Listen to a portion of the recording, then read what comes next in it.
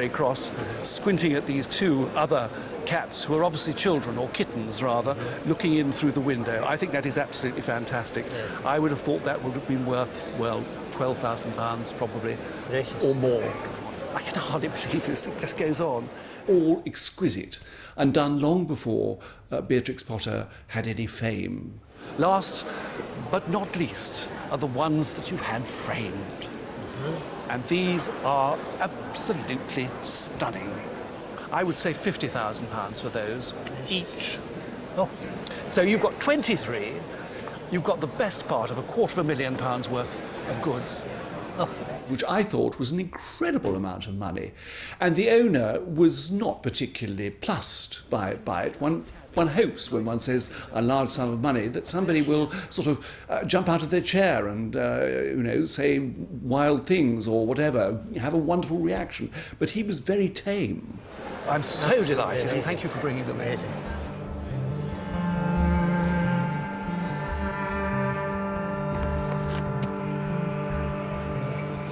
But the Roadshow record books were rewritten in 2008. Art specialist Philip Mould broke the news. This is the bronze maquette for the Angel of the North, the preparatory work that Gormley, the sculptor, Anthony Gormley, used to persuade you on the council to commission this great object. And how do you value something like this? Well, it's easier to value than a lot of things of this stature, of this iconic resonance, because another version did sell very recently. Admittedly, it was taller, and it wasn't of bronze, and that made about £2 million, or rather a little bit over that. Yeah. So I think on the basis that this is half the size, I would comfortably value it at £1 million. Amazing. Absolutely amazing. I was there when Philip Mould made the first ever £1 million valuation, and it caused quite a bit of a stir. Some people thought the item didn't belong on the Antiques Roadshow, including some of our experts. More on that debate later in the series. For me, it was great to be present for a real roadshow first. And Philip Mould prepared carefully to deliver that valuation in front of 8 million viewers. And that's not something that always comes naturally. It can take years for experts to polish their bedside manner, to deliver a relaxed chat when there's lots of cameras and people watching. Well, they all had to start somewhere. In this series, we're asking some of our smoothest operators to relive their very first moment in front of the cameras. And we're starting with the much-loved ceramics expert, Henry, of course. This is a very, very charming porcelain mug. It's the earliest piece of porcelain we've had brought in today so far. But where did you acquire it? I joined the programme in Series 2. I'd seen some of the earlier ones and loved the programme very much, and it was delightful for me when I was asked to do Series 2. A little cider mug, a little quarter-pint cider mug. They drank little drinks of cider in those days. Rather damaged, which would, of course, lessen its value very, very considerably. The first recording was quite interesting. I mean, it was the first time one had the pleasure of meeting actual people and talking about their things, which is rather nice. And this fellow brought in a Calfley porcelain mug. Did you know what it was when you acquired it? I just got interested in it. I just thought it was very nice, you know. As I say, I went for a clock and ended up with a clock. Ended up with a cup. Well, I think I would prefer a mug like that myself to a clock, but that's being a porcelain man. Yeah. One tends to be attracted to pieces of this nature. It's very nice. Very, very pretty. And it was nice and simple and easy, and I enjoyed it very much. Can one ask how much you paid for it at the sale? £30. £30. Well, I suppose I'm kind to people. I can winkle out of them little facts that they may not want to give, certainly about how much they paid for it, which is they sometimes don't like to do, but it's nice to know how much they paid, and then you can judge whether they're going to be shocked or surprised at what you tell them the value is, which is always rather nice. Well, if it had been a perfect mug, it would have been in the region of, I suppose now, 100 to 150 pounds.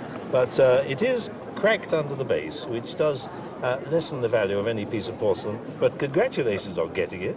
And I hope it starts you off on a collection of porcelain instead of clocks. I hope so too. It was a nice, comfortable, happy, nice little programme that no one envisaged would go on forever, almost like the Archers. I mean, it's quite incredible. Here it is, still, after all these years, still surviving. we're shocked. Henry Sandon, modest to the last. Not surprisingly, Henry effortlessly charms all the people he meets on roadshow days. A queue even formed to kiss him once.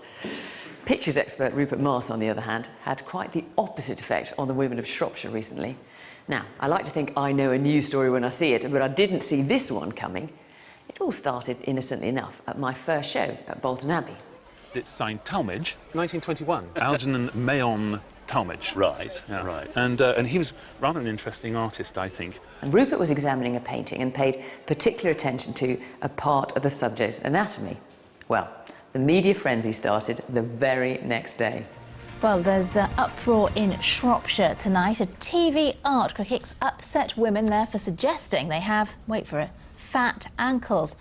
Rupert Maas made the comments during an episode of the much-loved Antiques Roadshow. But he's got slightly worryingly thick ankles, actually. I just can't help but notice them. It's what my mother used to call Shropshire ankles. Oh, right. Well, it seems that today is the appointed hour of my penance. Well, I was asked to give a comment on the Shropshire ankle, which is now being known as the Shropshire ankle debate, in my position as the Shropshire Federation Secretary of the Women's Institute. And in my remarks, I just happened to mention that perhaps he would like to come to Shropshire and make amends for the wickedness he had done in affronting our ankles. It seemed to me that the lady in the hammock was suffering a little bit from what the Americans call a cankle, where the calf merges seamlessly into the ankle without any sort of visible narrowing. And I thought I'd heard the phrase somewhere, Shropshire ankle, would describe this condition properly. But I reckoned without a certain sort of amount of public backlash. According to Mr. Maas, women of the county have developed thick-set ankles because the hilly terrain requires them to stomp around in sturdy footwear. So I'm on my way up to Shropshire to atone for my sins, for the grievous insult that I've given to the women of Shropshire concerning their ankles. I'm going up to give a talk on art, and hopefully they'll be all fast asleep by the end of it and won't lynch me.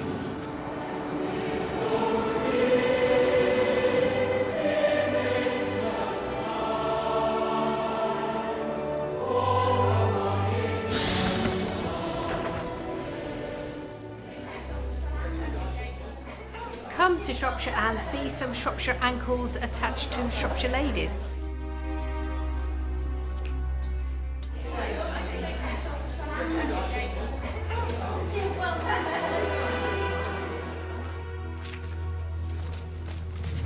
Oh. And ladies, would you please welcome Rupert Maas.